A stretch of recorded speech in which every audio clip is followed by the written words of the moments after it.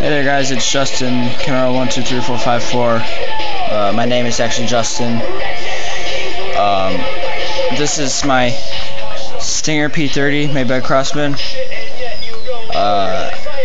If you're wondering where the rest of the gun is, I dropped it once, and the pieces that are usually right here. Take a look at my Stinger. This part right here between the front of the gun and the end of the slide, I dropped it once and that got all cracked, so I didn't want it to actually just snap the rest of the slide in half, so I just cut it off, and I used electrical tape to hold the slide together. But yeah, this is one of the original Stinger P30s, not the Stinger P30T or whatever it is. This is the, hold on one second. This is the, just hold on one second. This is, yeah, sorry about that. Since this is the original Stinger P30, you see my tape job comes really close to just hitting the front. But since this is the real Stinger P30, the original one, this one actually has power. Yeah, sorry, I just got back. This one actually has power. It's a lot stronger.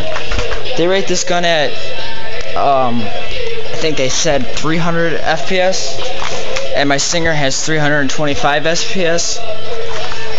And the funny thing about that is that my P30 shoots farther than my Stinger does. And this has less FPS, but I don't get that. Oh well. I got the Stinger P30 in a pack with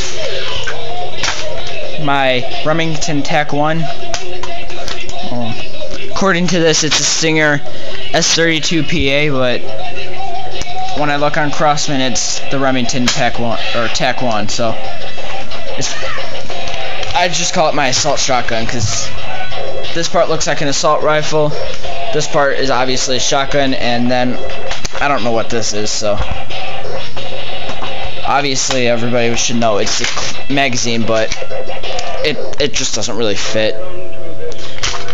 The Tac 1 is a pump action shotgun type thing. I don't know what its FPS was, I didn't catch it. Small little fire. Yeah, and here's the Stinger P30. So yeah, I guess this will be a review. The P30, all of its weight's in the magazine. The mag is extremely heavy. It's got like this, I've taken it apart. If you can see, I kind of stripped the screw. But anyway, it's got like this huge lead or steel or something like that weight in it, and then otherwise the gun is relatively light without the magazine in it. The magazine does have a lockdown slide, but you cannot use a speed loader. You have to load each individual BB by itself.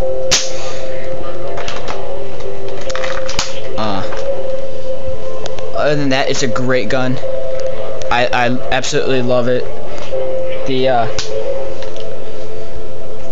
Remington Tac 1 or Stinger S32, something like that, whatever it says on the other side, is also a great gun. It's powerful. It can shoot straight through a aluminum can from, I don't know, 10 feet away. No, maybe a little bit closer. Let's say about 5 feet away. One thing I don't like is the magazine. The magazine is terrible. What you do is you open this up like so. Take the BBs, pour all the BBs in. I'm not going to though, because it's a pain in the ass to get them out. But pour all the BBs in. Once the BBs are in, you shut the door, obviously.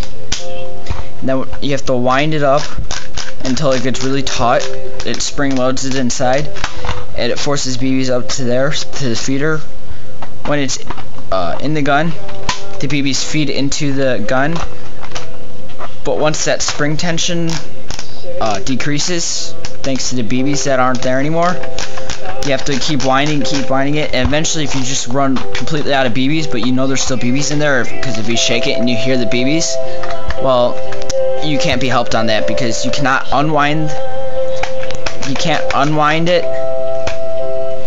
and those BBs are generally just stuck in the track, because what happens is, inside, the BBs come in, there's a wheel here with the little track, so that when you wind it, it pulls the BBs around, and then it spring loads it, so that as one BB leaves, it loads another BB in, and keeps going like that. But if you run out of BBs in here, and there's still BBs inside the track, there's nothing to push those BBs out with. So what I usually tend to is I just take like a knife or something and hold down the button and just let them all fall out. But if I don't do that, I just put it in upside down, take out the magazine, and there's usually about 3 BBs right there where the feeder is. But it's a great gun. I like it. I like that it comes with the shoulder strap, which hooks onto the buttstock and the front of the gun easily.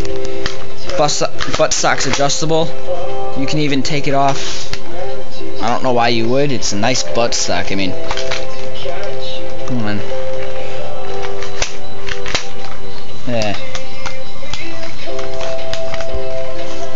Alright, there it goes. See, buttstock's off. That's really it. That pin right there is the thing that locks the buttstock into its own little grooves there. I'll put that back on after the video. One thing I do execute, it is like a rapid fire, so that you could cock the gun, hold down the trigger, and it'll fire. Here, I'll try and do this. I can't do that, sorry. But if you do hold down the trigger, here, I know how to do it. Let's get the buttstock. Here, I got it. Put that, just gonna put my stinger holding down the trigger, but, okay, so you cock the gun, then you go to push the pump forward, and so you can do that as many times as you want.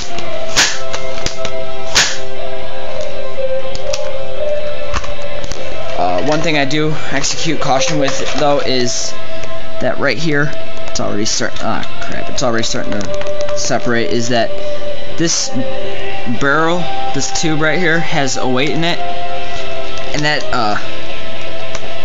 that weight, well, the weight's just the weight, but the tube is threaded on there, and those threads can come loose. It happened to me, and the tube would just fall off, so the pump wouldn't work. So what I did, I super glued it back on. Also, same thing with the barrel tube, that can come loose, especially that rubber holder, that will come loose.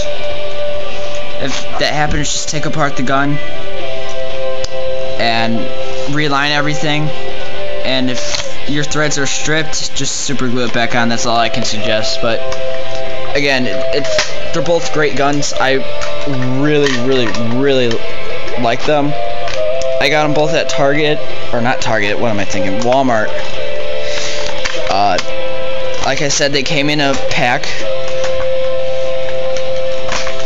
and I don't know if they still sell them. I haven't seen them in a while, but that's it. Hope you like this review, sort of. I think it would count as a review, but I hope you like it. If you do, great. Subscribe, comment, rate, whatever you want to do. Please subscribe, though.